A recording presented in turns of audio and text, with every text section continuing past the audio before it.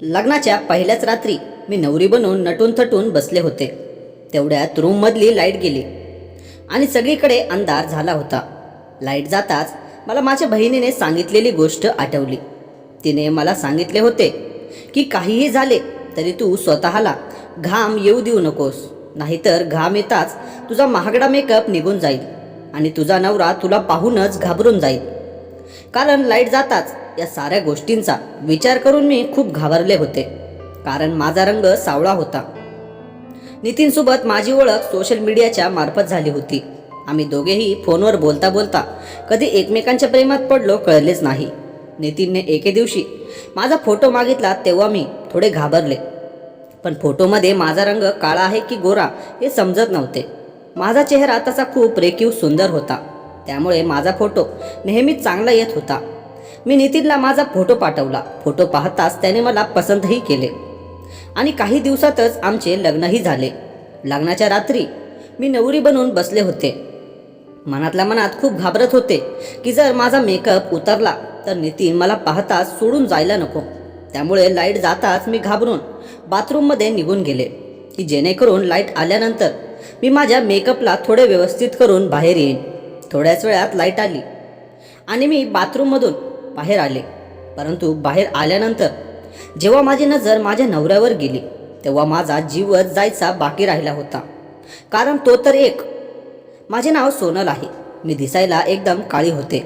माझ्या रंगामुळे मला येणारं प्रत्येक स्थळ मला नकार देत असतं. या गोष्टीला घेऊन मी आणि माझ्या घरचे सगळे लोक वैतागून गेले होते. माझी ही इच्छा होती की माझेही लग्न व्हावे, माझाही एखादा जीवनसाथी असावा. पण माझ्या रंगामुळे माझे लग्न होणार की नाही हे माहीत नाही. मी माझ्या लहान बहिणीपेक्षाही खूपच सावळी होते. माझी बहीण माझ्यापेक्षा 4 वर्षांनी लहान होती, पण तिचेही लग्न झाले होते. माझ्या सावळ्या रंगामुळे कोणताही मुलगा माझ्यासोबत लग्न करायला तयार नव्हता. माझ्यासाठी स्थळ तर यायचे, पण मी समोर येताच तोंडावर नकार देत निघून जायचे. माझा सावळा चेहरा तेवढा सोडला की मी सगळ्या गोष्टीत हुशार होते. मी सुंदर स्वयंपाक करायचे, अभ्यासातही हुशार होते. परंतु आपल्या समाजात माझ्यासारख्या मुलीचे प्रत्येक गुण सावळ्या रंगाच्या मागे लपून जातात. माझ्यासाठी येणारे प्रत्येक स्थळ मला तोंडावर नकार देत म्हणायचे की ही मुलगी जरा जास्तच सावळी आहे. जर आपणास काही हरकत नसेल तर तुमच्या लहान मुलीशी नातं जोडाल का, तर सांगा, आम्ही लग्नासाठी तयार आहोत. ते लोक हा विचार करत नव्हते की आमच्या अशा बोलण्याने माझ्या मनावर त्याचा काय परिणाम होईल. मुलंवाले जाताच मी खूप रडायचे. माझी आई मला खूप समजवायची. हळूहळू बराच काळ निघून गेला आणि माझे वयसुद्धा निघून जात होते. काही दिवसांनी माझ्या लहान बहिणीचे देखील लग्न झाले. मी आणि माझ्या घरच्या लोकांनी माझ्या लग्नाचा आता विचारच सोडून दिला होता. पण काही दिवसांनी मला एक आशेचा किरण दिसू लागला. जेव्हा मी पहिल्यांदा सोशल मीडियावर माझे एक अकाउंट ओपन केले, त्या सोशल मीडियावर माझी नितीनसोबत भेट झाली होती. नितीन दिसायला खूपच हँडसम होता. मी सोशल मीडियावर नितीनचा फोटो पाहिला होता, पण मी मात्र लॉग इन करताना फक्त माझे नाव टाकले होते. नावाव्यतिरिक्त एकही फोटो अपलोड केलेला नव्हता. पण जेव्हा मात्र मी नितीनला फ्रेंड रिक्वेस्ट पाठवली तर त्यानेही लगेच एक्सेप्ट केली. त्यानंतर आता आमच्या दोघांमध्ये चॅटिंगने गप्पा होऊ लागल्या होत्या. बघता बघता बरेच दिवस उलटले होते. आता आम्ही दोघेही चांगले मित्र झालो होतो. एके दिवशी बोलता बोलता नितीनने माझ्याकडून माझा फोटो मागितला. पहिले तर फोटो पाठवण्या अगोदर मी भरपूर विचार करत होते, पण नितीनने जास्त फोर्स केल्यामुळे मी माझ्या मोबाईलच्या मदतीने माझा फोटो फिल्टर करून नितीनला पाठवून दिला. माझा चेहरा खूप सुंदर होता, फक्त रंग मात्र सावळा होता आणि फिल्टर करून तर माझा फोटो आणखीनच सुंदर आला होता. माझा फोटो पाहून नितीन माझी खूप स्तुती करू लागला. जणू काही नितीन माझा फोटो पाहताच माझ्या प्रेमातच पडला होता. आम्ही बरेच दिवस चॅटिंगवर बोलत राहिलो. पाहता पाहता तो दिवस आलाच ज्या दिवशी मला नितीनने लग्नाची मागणी घातली. माझ्या आनंदाला आता सीमा उरली नव्हती. मलाही हेच पाहिजे होते. मी या क्षणाची कधीपासून वाट पाहत होते. आजचा दिवस माझ्या आयुष्यातील सुवर्णक्षण होता. मी ही गोष्ट लगेचच माझ्या आईलाही कळवली की नितीन एका कंपनीमध्ये इलेक्ट्रॉनिक्स इंजिनियर आहे आणि त्याला मी खूप आवडते. तो माझ्यासोबत लग्न करू इच्छित आहे. हे ऐकून तर आईलाही खूप आनंद झाला. त्यांनी लागलीच फोन करून नितीनच्या घराचा पत्ता घेतला. पत्ता मिळाल्यानंतर आई आणि माझी लहान बहीण व तिचा नवरा असे मिळून नितीनच्या घरी नितीनला पाहण्यासाठी गेले होते. मी घरीच होते आणि खूप खुश होते. माझा आनंद गगनात मावत नव्हता. संध्याकाळी आई घरी आल्यावर तिच्या चेहऱ्यावर मात्र निराशा होती. जाताना जो आनंद चेहऱ्यावर घेऊन गेली होती तो आनंद आत्ता नव्हता.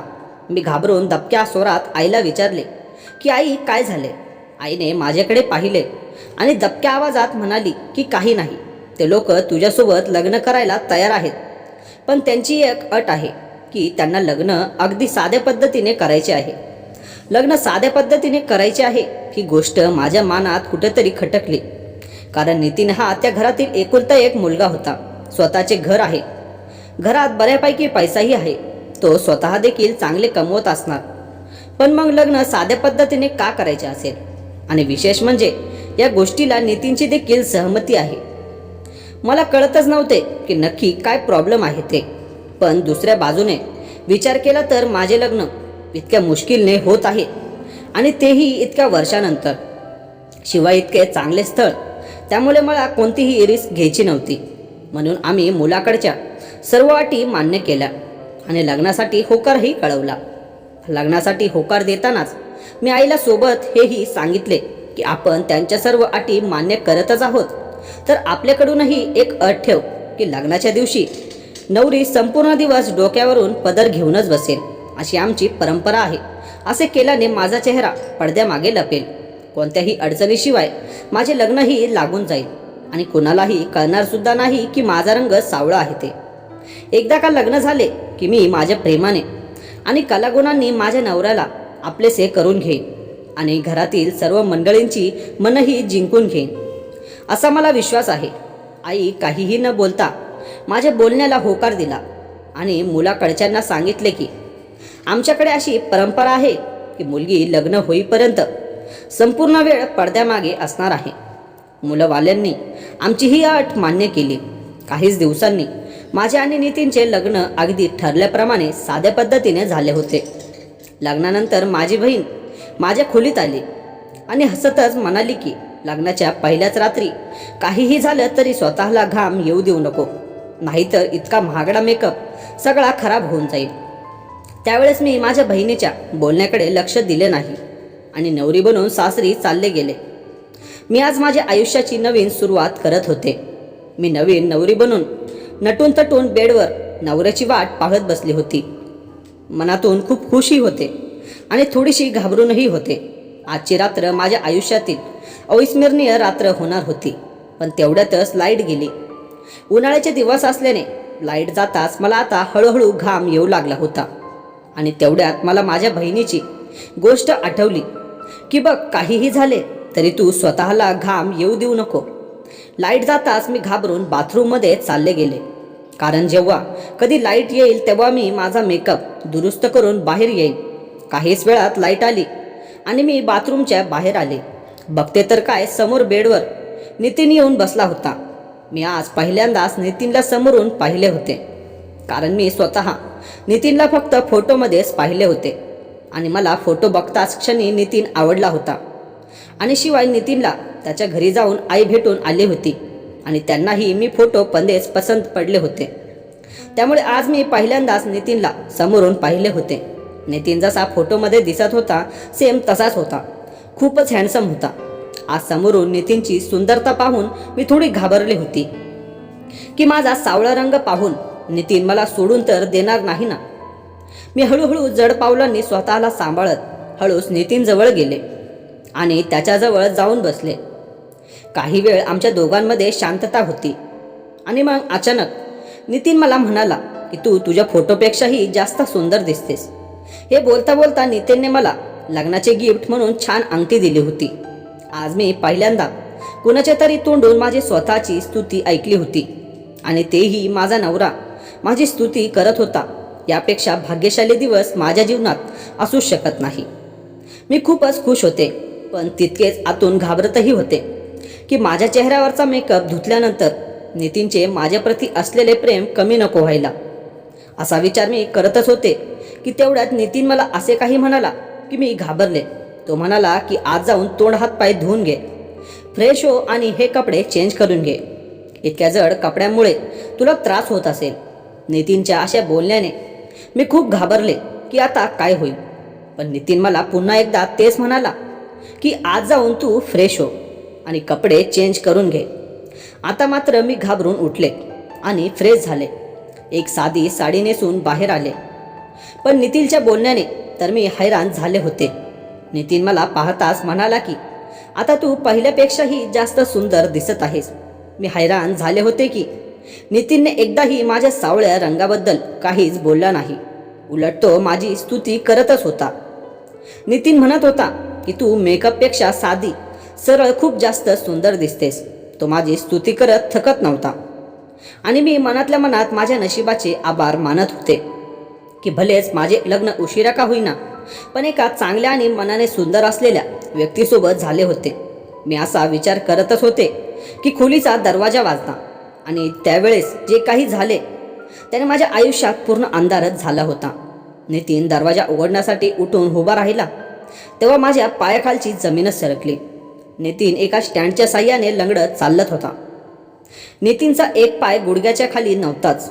हे सगळं काही पाहून मी शॉकच झाले. मी हे सर्व पाहून खूप रडू लागले.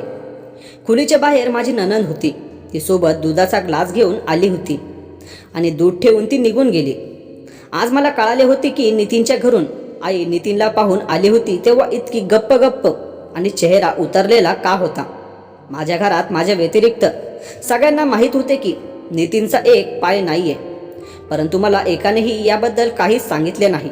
त्यांना तर हेच हवे होते की एकदाचे माझे लग्न झाले की कायमचे टेन्शन निघून जाईल. हाच विचार करत मी रडत होते. तेवढ्यात नितीन माझ्याजवळ येऊन बसला आणि काही वेळ मला रडत असताना पाहत होता आणि म्हणू लागला की तुला तुझ्या घरच्यांनी माझ्याबद्दल काही सांगितले नव्हते का?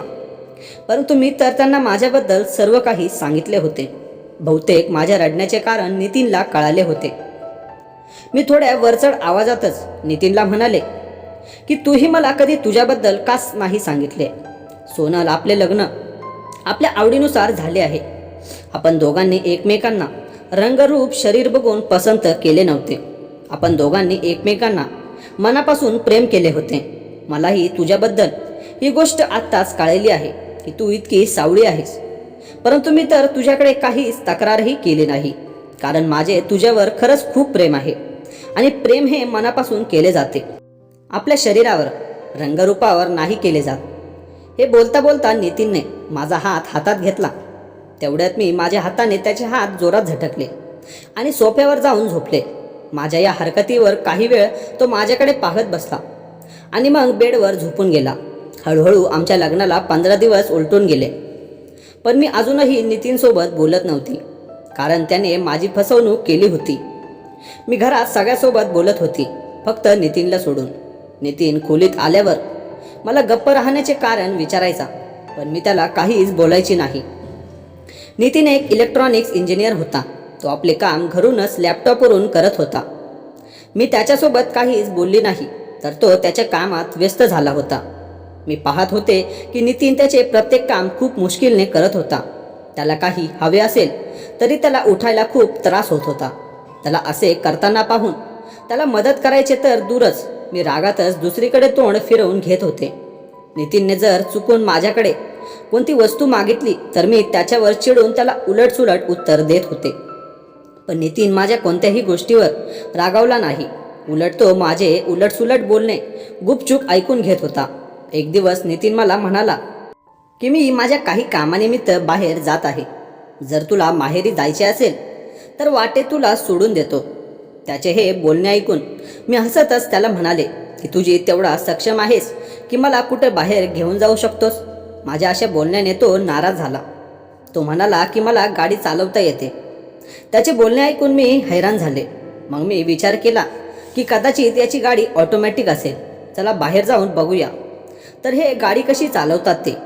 मी बाहेर जाऊन पाहिले तर गाडी नॉर्मल गाडीसारखीच होती आणि तो एका पायानेच गाडी कंट्रोल करत खूप चांगल्या प्रकारे गाडी चालवत होता. सिग्नलवर गाडी थांबली तेव्हा आसपासच्या मुली आम्हा दोघांना आश्चर्यचकित नजरेने पाहत होत्या.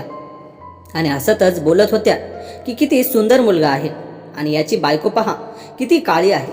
मला तर बिचाऱ्या मुलावर दया येत आहे. त्या मुलींचे बोलणे आम्ही दोघांनीही ऐकले होते. त्यांचे बोलणे ऐकून तर मला त्यांचा खूप राग आला होता. माझा चेहरा पाहून नितीनला समजलं होतं की मला त्या मुलींचा राग आला आहे.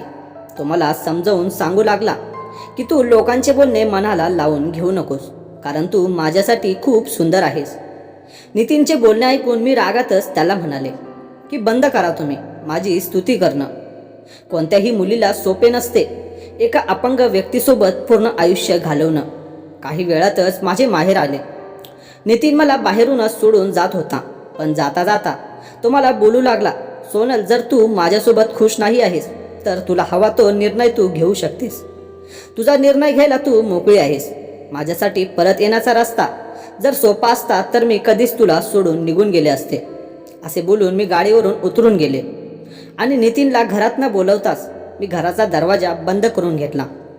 काही दिवस माहेरी राहिल्यावर कळाले की आता हे घर माझे राहिलेले नाही.